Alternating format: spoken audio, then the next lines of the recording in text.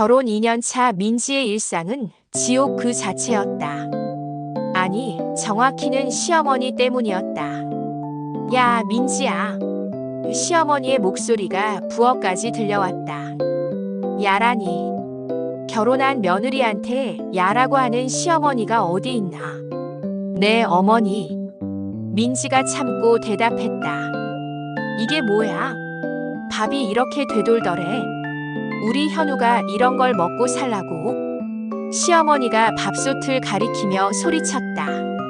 민지는 속으로 욕이 나왔다. 아, 진짜 미치겠네. 밥 한 번 설익었다고 세상 끝난 것처럼. 하지만 입으로는 죄송해요. 다시 해드릴게요. 라고 말할 수밖에 없었다. 다시 해? 시간이 얼마나 걸리는데. 정말 답답해 죽겠네. 시어머니가 혀를 차며 거실로 돌아갔다. 민지는 눈물이 날 것 같았다. 결혼 전에는 이렇게까지 할 줄 몰랐는데. 그날 밤 현우가 퇴근해서 들어왔다. 여보, 오늘 엄마가 뭐라고 했어? 현우가 조심스럽게 물었다. 별거 없어. 그냥 밥 좀 설익었다고. 민지가 대충 넘어가려 했다. 엄마가 전화해서 그러는데 내가 요리를 너무 대충 한다고. 그리고 인사도 성의 없게 한다고. 민지는 기가 막혔다. 뭐? 내가 인사를 성의 없게 해? 매일 아침 저녁으로 안녕히 주무셨어요. 안녕히 계세요 하는데. 아니야, 엄마 말이 그게 아니라 진짜 마음에서 우러나온 게 아니라고. 야, 이현우. 너 지금 뭐 하는 거야? 내 엄마 편 들 거야? 내 편 들 거야? 이때부터 부부싸움이 시작됐다. 민지야, 나도 힘들어. 사이에 끼어서. 힘들긴 뭐가 힘들어. 내 엄마가 나한테 하는 짓 보고도 그런 소리에. 현우는 말문이 막혔다. 사실 어머니가 민지한테 하는 행동들이 좀 과하다는 걸 알고 있었다. 하지만 어떻게 해야 할지 몰랐다. 다음 날 더 충격적인 일이 일어났다. 민지가 화장실에 갔다 오는데 시어머니가 전화 통화를 하고 있었다. 응, 맞아. 우리 며느리 말이야. 아이고, 정말 답답해 죽겠어. 요리는 못하지, 청소는 대충 하지. 우리 현우가 뭐가 아쉬워서 저런 애를. 민지는 문 뒤에서 들었다. 계속 들어보니 더 가관이었다. 그래서 내가 혼내주는 거야. 좀 정신 차리라고. 근데 얘가 성격이 더러워가지고 혼내면 삐져가지고. 민지는 화가 머리끝까지 올랐다. 성격이 더럽다고? 내가 언제? 아, 그리고 있잖아. 이 애가 우리 현우한테 돈도 막 쓰라고 한대. 명품백 사달라고 하고. 완전 된장녀야, 된장녀. 이건 완전히 거짓말이었다. 민지는 오히려 가계부까지 써가며 절약하고 있었는데 민지는 더 이상 참을 수 없었다. 문을 벌컥 열고 나타났다. 어머니, 지금 저한테 무슨 말씀을 하신 거죠? 시어머니가 깜짝 놀라 전화를 끊었다. 민지야, 언제 왔어? 처음부터 다 들었어요. 제가 언제 현우한테 명품백 사달라고 했나요? 그리고 제가 언제 요리를 못한다고 했어요? 그게... 어머니, 저도 사람이에요. 2년 동안 참고 또 참았는데 이제 정말 못 참겠어요. 민지의 목소리가 떨렸다. 저한테 불만이 있으시면 직접 말씀하시면 되지. 왜 뒤에서 이런 말을 하세요? 그것도 거짓말까지 섞어서. 시어머니는 당황했지만 곧 화를 냈다. 뭐? 지금 나한테 대드는 거야? 어른한테 이런 식으로. 대들는 게 아니라 잘못된 말씀을 하셔서 바로잡는 거예요. 이때 현우가 회사에서 급히 돌아왔다.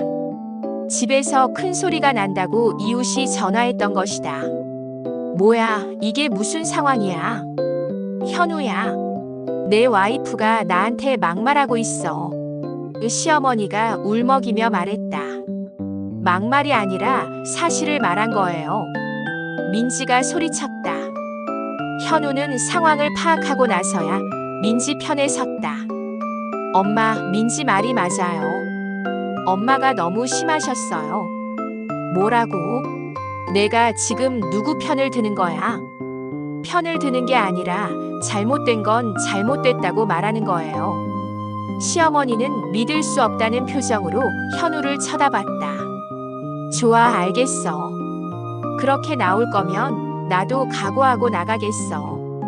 그 다음 날부터 시어머니는 민지에게 완전히 차가워졌다. 인사도 받지 않고 밥상도 따로 차려달라고 했다. 하지만 민지는 오히려 속이 시원했다.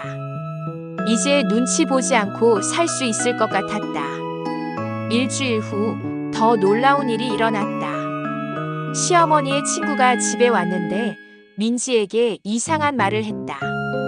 민지야, 너 정말 착하다. 시어머니가 저런 성격인 줄 알았으면 현우랑 결혼 안 했을 텐데. 네? 무슨 말씀이세요? 아, 몰랐구나. 시어머니가 원래 첫째 며느리랑도 똑같이 싸웠거든.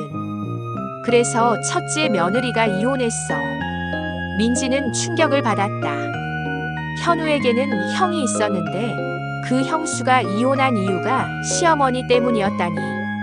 그뿐만 아니야. 둘째도 결혼 직전에 파혼했어. 신부가 시어머니 보고 도망갔다고. 민지는 소름이 돋았다. 자신만 유독 당하는 게 아니었구나. 그날 밤 현우에게 물어봤다. 현우야, 형수 이혼한 이유가 뭐야? 현우는 머뭇거리더니 결국 말했다. 사실은 엄마 때문이야. 형수가 못 견뎌 해서. 그럼 왜 나한테 말 안 했어? 말하면 내가 결혼 안 할까 봐. 민지는 기가 막혔다. 자신이 세 번째 희생양이었던 것이다. 그럼 엄마가 나한테 하는 것도 일부러 그런 거네. 아마 엄마가 며느리들을 떠보는 것 같아. 얼마나 참는지. 민지는 깨달았다. 이건 단순한 갈등이 아니라 시어머니의 계획적인 괴롭히기였다. 다음 날 민지는 시어머니에게 정면으로 맞섰다. 어머니, 형수도 이런 식으로 괴롭히셨죠? 시어머니의 얼굴이 굳어졌다. 그리고 둘째 며느리 될 분도요? 뭘 알겠다고 그런 소리를 해? 다 알아요. 어머니가 며느리들을 일부러 괴롭히신다는 거. 하지만 저는 다른 며느리들과 달라요. 뭐가 다르다고? 저는 포기하지 않을 거예요. 어머니가 아무리 괴롭혀도 견딜 거예요. 그리고 현우도 이제 제 편이에요. 시어머니는 당황했다. 지금까지 며느리들이 다 도망갔는데 민지는 다른 반응을 보였다. 좋아, 어디 해보자. 내가 얼마나 버티는지. 네, 끝까지 해봐요. 이렇게 시어머니와 며느리의 진짜 전쟁이 시작됐다. 하지만 예상과 달리 시간이 지날수록 시어머니가 먼저 지쳤다. 민지가 굽히지 않자 오히려 자신이 스트레스를 받기 시작한 것이다. 결국 한 달 후 시어머니가 먼저 항복했다. 민지야, 내가 잘못했다. 네? 사실 나도 시어머니한테 많이 당했거든. 그래서 며느리들한테 그런 거였어. 민지는 깜짝 놀랐다. 시어머니도 피해자였던 것이다. 하지만 그게 며느리를 괴롭힐 이유는 안 되잖아요. 그래, 내 말이 맞아. 미안하다, 민지야. 그 후로 시어머니와 민지의 관계는 완전히 달라졌다. 시어머니는 진심으로 사과했고 민지도 마음을 열었다. 지금은 오히려 시어머니가 민지를 딸처럼 아낀다. 현우는 이런 변화를 보며 감탄했다. 역시 우리 와이프야. 엄마를 완전히 길들였네. 하지만 민지는 웃으며 말했다. 길들인 게 아니라 이해한 거야. 어머니도 상처받은 분이셨으니까. 때로는 정면 승부가 답이다. 계속 참기만 하면 상대방은 더 강해진다. 하지만 당당하게 맞서면 진실은 언젠가 드러나게 되어 있다. 민지의 용기 있는 대응이 시어머니의 마음까지 바꾼 것이다. 지금 이 시각도 어딘가에서는 비슷한 갈등을 겪고 있는 며느리들이 있을 것이다. 하지만 기억하자. 때로는 싸워야 할 때가 있다는 것을.